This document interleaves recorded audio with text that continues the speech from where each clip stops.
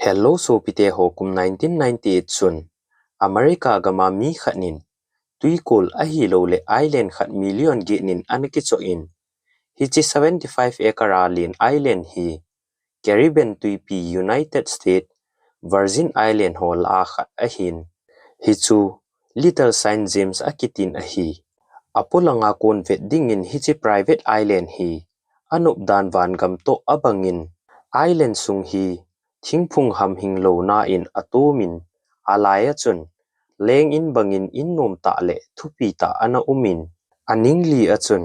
guest house a umin gym swimming pool len ta ta ni le helicopter kinga na helipad khat zong a umin ahin hichi mun nom ta sunga hin kichat ta thil phalo kisialgu a umin hichi Little Saint James Island hi akom avela cheng mi hon Dublin Island tin anako jivin hichimuna hi kumsomlani apat kumsomla segi kikah Numei chapang ho anake puilu ji a kichipna a anane jiu hichi chapang Numei ho chu hichi island a kon anazam do theipo vin aji chu aningli a tui khanglin khat ve hi kumsomla nga chapang Numei khat jamding anaki gon tui chu anazapmin ahin anale mat kinun a passport zong anasu sit piun lungdon na pen chu hichi Numei chapang ho chu koihon kichipna ane jiwa hichi island a chu koiho anachengu ham vanoi leisi na mi hausa millionaire billionaires mimin thangja chom ho zong anazau jin Britain Prince Andrew scientist Stephen Hawking comedian King Chris Tucker chule simzolo politician le billionaire ho anachi jiwin amho dinga hichi party arrange anabol pi jiu hichi island vanoya mi hausa le mi min thang hi zat kilot na island hi Jeffrey Epstein kitimi pa a Epstein hi masanga Brooklyn school oza anapangji ahin wang phatpin billionaire ho financial advisor in anapangin ama zong chomka alovin Krosom gupwal aniki kholdo in multi-millionaire anahitan aloy hola Bill Clinton Donald Trump le ex-Israel Prime Minister Ehud Barak jong anazawin tu ni khun America a biggest scandal ta Epstein file to sim kichi ta in anasei khom kinu hite Epstein Island a thilphalo ana hi koiman het jong an het lo gelpha a jong ananei lo ahin kum 2005 chun police complaint neu khat in anamando khawin March 2005 chun Florida a Palm Beach Valley kumsom li chapang Numei khat anu le apan local police station a complaint anabol honin chapang nun aseina a Royal Palm Beach High School a akai khompi Numei khanin mi hausata in khanin anapuizin chapang nu koma chun massage na bolding a bolman dollar zani apat jathum kikah na loading anatin ahin amun agalhun honle aloy Numei nu sei to kitu lo be khat anahitan Epstein chu Numei nu masang chun towel khat bo akiven ana umin Numei chapang nu chu awan sut hladin ana solin chu in chapang nu chu moles ana bolin police hon chapang nu chu Numei chapang dang na het umamtin adongin le ama nun Numei ni min anasejin hichi Numei te ni chu adong kinun le Numei ni che min anasei kit honin hichi Numei li ho chu adong kinun le Numei ni min che ma asei kinun hiti a aban ba na tan theilowa ahung phat chun police ho jong analung dongun police hon hiti chun Numei khat ama leo ama a kun chun Numei ni ma ana het be kit jivin chomka alovin Palm Beach Police Chief in hiti a Numei chapang kichipna a kimang som thum lenga anamando hichi Numei chapang ho chu thudo ananei jun le a case uthakhat anahi su kezin abo nuwa hi massage a kile buwa anako vu hichi Numei chapang ho hi atamzo kumsom la kum thuma pat kumsom le li kikah ho vin kon khatsu anu apa umlo orphan vin again theinaw aseina diu jong ana umlo ahi police hon a khul do wakun avet leo case neu cha ahi lo dan a he un Numei chapang a o ho chu Numei dang ahin puilut wa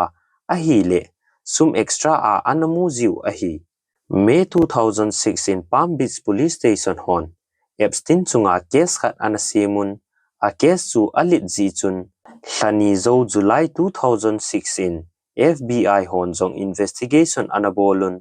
Operation Leap Year tin anamin saun ahi America gam Florida New York chule New Mexico hon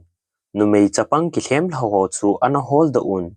Epstein chunga international sex trafficking case anabol khumun ahi Epstein hin Numei chapang sangkhat wal sex trafficking anabol ahin Numei chapang chunga akichip tungzuya hi athu atanuwa ahi le ahin khu a zela umding thapin kit zong le zela ahin khu avela aman sai thei dinga ahi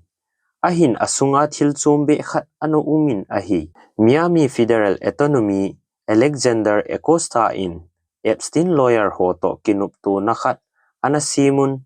hichi kinup to na hi Epstein hu do na dinga anabolu ahi hichi kinup to na a hi Epstein hin prostitution charge ni anup na aphun do ding hichi aku na hi sex trafficking charge ho a hui do ding ahi hichi deal anei zo uchun koiman avet theilo na din sil anabolun kichep na a anei Numei chapang ho zeng zong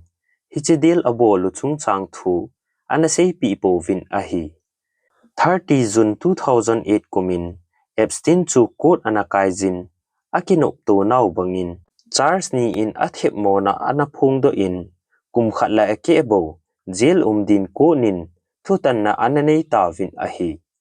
jail a sungin zong Epstein Palm Beach zela private wing in anakoijun hapta khat sunga ni gup pungka somlani a office a che theina din leave anapi vin a na hi first class jail ahin janlebo agi a anachi ji ahi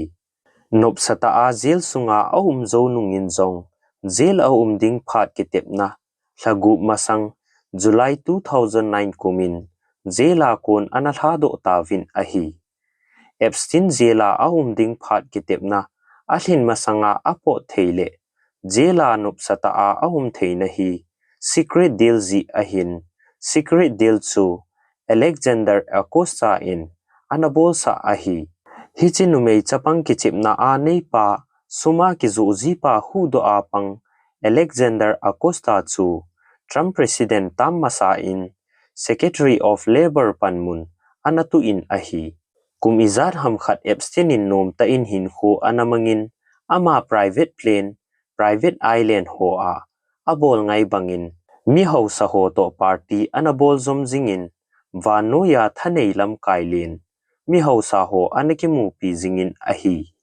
hitia Epstein in masanga abol ngai bang abola ato ngai bang ato anup sata a hin khu amanjing laizin America journalist investigator and reporter Numei Julie K. Brown kitinun 2009 kuma Epstein kilhado zowa kunin a case hi holgilna ananezin Epstein kilhado kalkumku ahinkum November 2018 kumin a report ho zo si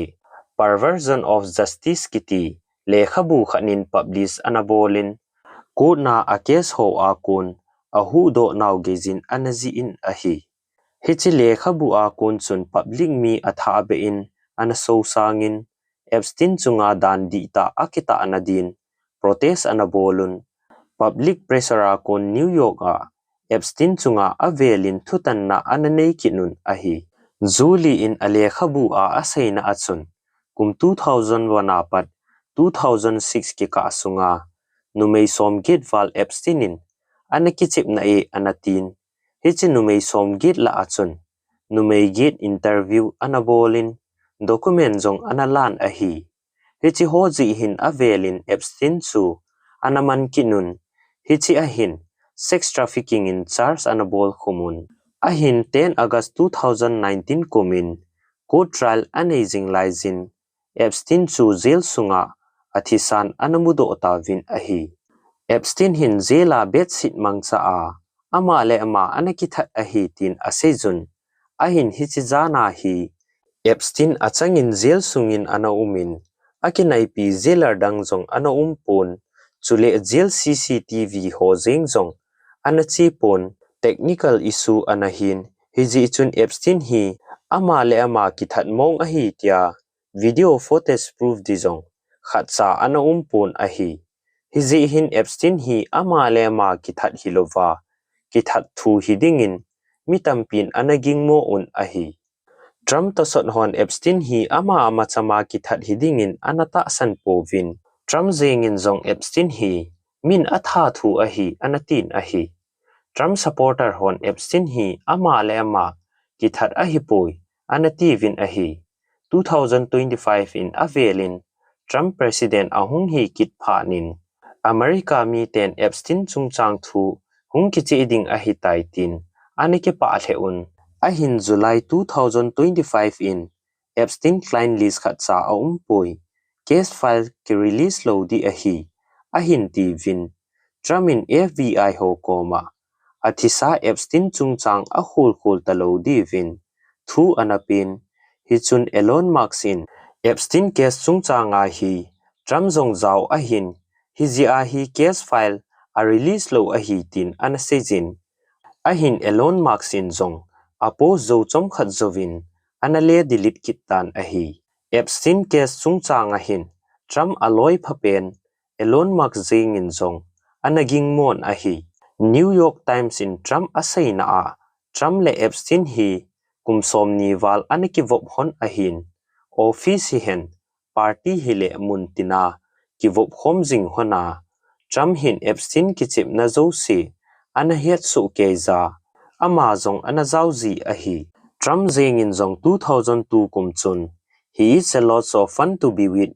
azi chu ama hi chapang Numei zeng to akivop z18 anasejin ahi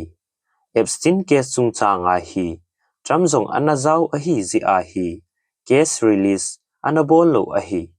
ahin public pressure ahat valzi chun November 2025 in US Congress in bill khat ahin pudaun hichi achu Justice Department hon nisom thum ka a Epstein file chu release abol divin thupi ananizun parliament a hichi chungchang thu a voting anabolun ahi le Republican Party le Democratic Party tenin bill chu support anabolun hichi bill chu pass anabolun 19 November 2025 nin Trumin ata sa san case file chu release na dingin sign anaboltan ahi Trump supporter tampin Bill Clinton phatlo na kisialgu ho hungki phung jalding ahi taitin anike pa theun ahin agialu to banglovin case file hungki release achun Bill Clinton min sangin Trump min anaha zau zo in Epstein hi Bill Clinton sanga Trump tozo anaha kivop ahi email khana chun Trump Epstein private plane a gateway atove akitin hichi private plane sunga hi Epsteinin Numei chapang ho chu hunama anup noma anikichip na zi ahi 27 October 2020 kum US President election dikun chenin FBI ho limousine driver khanin kul anabolin ama pan asei na a 1995 kum chun Trump Texas airport na kagatha laizin lampi a Trump chu Jeffrey kitimi khatto akihovin Numei chapang khat kichip na ding thu anasei honetin asejin ahi chujong le Epstein file achun document khat ano kinin hichi document achun J Epstein sign ano umin hichi hi Numei chapanga kichim Larry Nasardinga anakizi ahi hichi letter achun einin hi nakibang khat inei honin hichu Numei chapang lungsit le khoto ahi